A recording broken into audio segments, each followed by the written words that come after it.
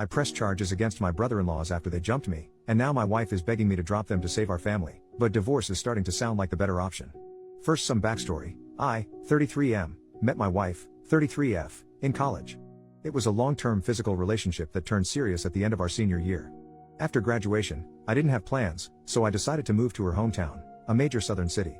I didn't know anybody, so we were together 24/7 and moved in together within a year. During this time, I met her family a few times. She had a huge extended family where her mom, Sharon, was the matriarch. Her dad died in a workplace accident, and her mom got a lot of money. She was smart and invested and is doing well. All of Sharon's siblings and nieces and nephews look to her for advice on all major life decisions. She's paid for school, weddings, and helped start businesses. My wife has two brothers who I always got along with. We would hang out independent of my wife a few times a year. We got married after 3 years, and when my son was born, Sharon bought us a house 3 blocks from hers. We had lived in a downtown loft-style apartment, and this was honestly a relief. But with the house came Sharon constantly being in my life. Coming in the house unannounced, unsolicited advice, and snide remarks at my expense. Eventually, 18 months later, we had a blow-up fight and I moved my family across town to an apartment. My wife was pissed and our relationship has deteriorated. At this point, Sharon hates me and has turned most of their family against me. I didn't see or go to any of her family events for over a year. My wife still saw her family, but because I wasn't invited and they were over 30 minutes away, it was much less. Sharon went from seeing her grandson almost every day to once a month. So her hate for me went through the roof. The incident. My wife had to work and I was asked to take my son to his cousin's birthday party. The party was at Sharon's house, and if it wasn't my son's first cousin, 6 months apart, I would have said no. It was tense the moment I walked in the house. The father of the birthday boy, brother-in-law, greeted me, but no one else spoke to me. I didn't mind and sat in the corner on my phone. This apparently pissed off Sharon because I was being rude. An argument ensues and I announce I'm leaving with my son. Sharon said, "You can go, but my grandbaby is staying." At this point I lost my cool and started cursing her out. I woke up on the front lawn. Apparently my two brother-in-laws beat the crap out of me in front of my kid. 2 of her cousins were helping me up and told me just to leave. I immediately called the police and said I was assaulted and my child was kidnapped. Police came and both brothers were arrested. Sharon lost her cool on the police and my wife drove up as her mother was being arrested for refusing to release my son. Her mom was eventually released, but her brothers were arraigned on assault charges. The father of the birthday boy had an assault charge from college, so he is facing some serious consequences. My wife is mad at everyone but asked me drop the charges. I not only refused, but also got restraining orders for all 3 of them. Her mother isn't allowed to be near our kid and her brothers have court dates early next year. Last month she moved out of the house and we are now headed for divorce. Yesterday she came with one last offer, for us to move cities and start over. But only if I drop the charges on her brothers and remove the restraining order on her mom. I told her I would think about it, but I think I would rather get divorced. I honestly want to keep my family, but I don't believe she'll ever abandon her family for me. If I drop charges now, I doubt I can bring them back later. Am I in the wrong for not trying to save my family? Edit. This blew up overnight. My wife's cousin DM'd me because she found it. She was there that day and told me to add some more context because her family is getting railed in the comments. She's right, so here are a few more things. I don't think anyone is evil in this situation. Everyone loves Sharon and her advice except me. She's not a mean person, but we are polar opposites in many ways. My wife is the baby and only girl, so I'm sure that has a lot to do with our conflict. Sharon losing her cool on the police was uncharacteristic, and even I was surprised. My wife is a great mom and partner, but her inability to be independent of her mom's influence is our issue. She is mad at her brothers and isn't talking to either at the moment. She's also mad at her mom for starting the argument and refusing to release our son. She's just trying to find a middle ground. I genuinely think she hopes a fresh start can save our marriage. Until we moved into that house, I would say our relationship was good. As far as her brothers and the assault, I remember the first hit, but I was dazed immediately. The last thing I remember was flailing like a child while getting hit a few more times. What I don't remember is my kids screaming to stop hitting my daddy and then picking me up and dropping me on the lawn like trash. I have to acknowledge that my pride hurt more than my bruises. I genuinely liked both her brothers, and to be fair, fuck you and BTCH came out of my mouth when I cursed out Sharon. I'm not 100% innocent. This is the South, so the police even said, "What did you expect to happen?" I don't know if I stopped pursuing this it would continue or not. Update, 4 months later. Hello, let me start by saying, thank you to the supporters and screw you to the assholes. Reddit is one hell of a place to get perspective on things. Only place you could be called a good father and cuck in the same thread.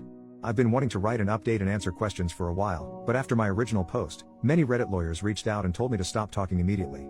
Since things were very uncertain and my divorce wasn't settled, I decided to not respond or update anything until things calmed down a bit.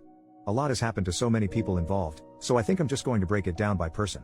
Me, I moved back to the West Coast, where I am originally from. I decided to move forward with the divorce, so I moved home. Furthermore, I had nothing left for me in that city, as I only had a few friends, my son, and a lot of bad memories. My ex and son cried a lot the day I left and that hurt my soul, but it was best for all parties involved. So I moved back home to be around my family and my support system. I got a good paying job, and I'll be subletting a 2-bedroom apartment starting next month. My son spent the holidays with me, staying with my parents, and I plan to see him on Easter. Going forward and laid out in our custody agreement, my son will stay with his mother until he is 12. I'll get him Easter and summers, and we'll switch Christmas and Thanksgiving every year. When he's 12, and needs a father figure, he'll come live with me until he is 18. I talk to my son every day on the phone for at least an hour, and I'll try to fly out there a few times a year. I can't shake the feeling that a piece of me is missing, and wish it was just my son, but I miss my wife too. My ex-wife, so the divorce is basically settled, and I obviously didn't move away with her. In the end, she saw my post and saw the comments and realized that she shouldn't have asked me to stop pursuing the case. She asked again, saying we could move and just get away from her family. Too much had happened, and our relationship was a shell of what it was. We both said and did things we forgave but can't forget. I wish this was a movie and I could just say love conquers all, or screw her she is evil, but that isn't real life. I'm torn between both loving this person and knowing we aren't right for each other. While she didn't want to move forward with the divorce, she didn't fight me on it either. We were able to settle everything without lawyers and only use them for paperwork and fine details. We talk daily because of our son, and she says she is doing well, but last time I FaceTimed her I can tell she isn't eating. My sister said it's post-breakup hotness, whatever that means, but she looks more sick than hot. She hasn't spoken to her brothers since that day, and blames them for a lot of what happened. She and Sharon's relationship is also very strained, and they barely talk as well. Ironically, she is hardly speaking to the family she was so desperately trying to keep together. I honestly wish she would talk to her family again, because I worry about her a lot. People were very mean to my ex-wife, saying she was a terrible mother and wife. I think she lives for and would die for her family, and all her actions were to keep us together. She told me her 2 biggest regrets were moving into Sharon's house and moving out of our apartment. Those 2 actions caused most of our problems. She is a great mother to my child and I will always have her back. The brothers, I didn't expect much as far as punishment in this case. They both plead out to a simple assault, which only had minimal consequences. Both brothers spent a night in jail, got fines and anger management. The older brother had a prior incident that I mentioned in the earlier post. It was a bar fight in his early 20s, and he hit a guy with a bottle and got an assault charge. Since that case was over 15 years ago, and he's married, pillar of the community, etc., he was given probation for a year and that was the end. Both brothers have partners in life and the oldest one is married. I've known his wife for many years, and we've always been friendly. Because of the restraining order, both spouses reached out on behalf of the brothers to speak to me. I barely knew the younger brother's girlfriend, but since I knew the wife, I spoke to her. She said both brothers regretted their decision, and she asked me to lift the restraining order and not to pursue charges. We had a brief conversation, but I simply told her I don't forgive her husband and brother-in-law, and I'm moving forward with both. As we ended the conversation, I told her not to call me again, and I haven't heard from either brother since. I don't know anything beyond what the ex tells me, and she isn't speaking to them. Sharon, so I did have it out with Sharon, and it went about as well as you can imagine. Here is a little backstory to our relationship. Let's start by saying my ex and her family are devout Christians who go to church weekly. I'm a lapsed Catholic who goes to church 3 times a year. I live a very moral and ethical life, but my belief system isn't centered on the church. Furthermore, I consider myself a moderate liberal, and their family is moderate conservatives. For example, I'm down for the Second Amendment, and Sharon supported gay marriage. Ideologically we were far apart but agreed on the important things in life. The real problems began when my son was going to be baptized. My mom wanted to get our son baptized Catholic and Sharon wanted him baptized Protestant.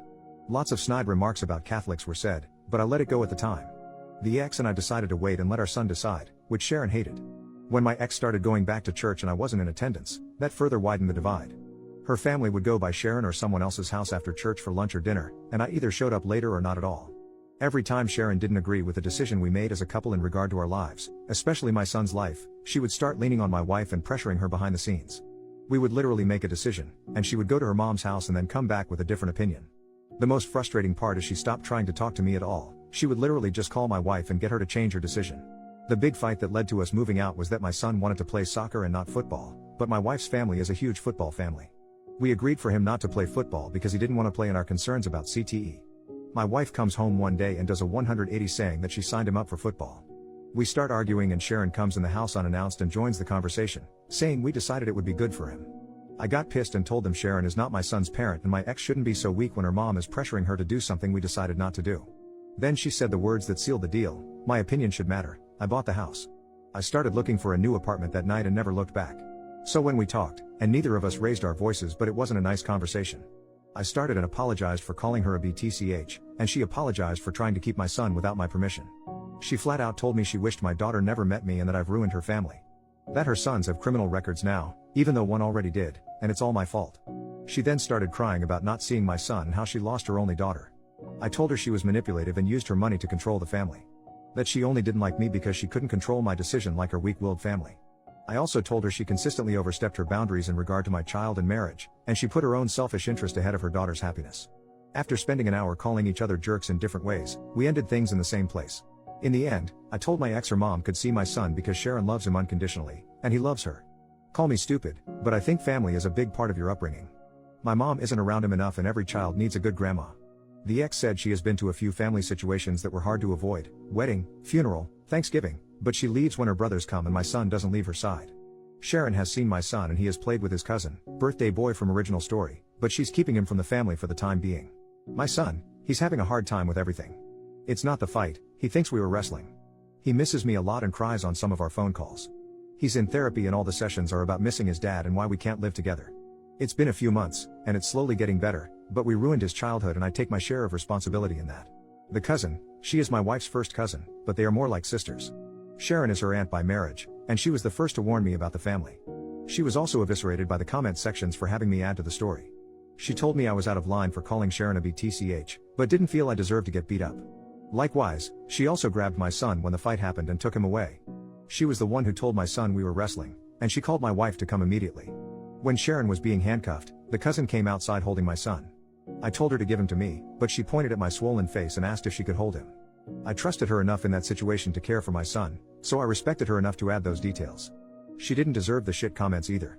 Conclusion: in the end everyone in their family read the original post, but because of divorce and assault cases, no one directly contacted me other than my ex.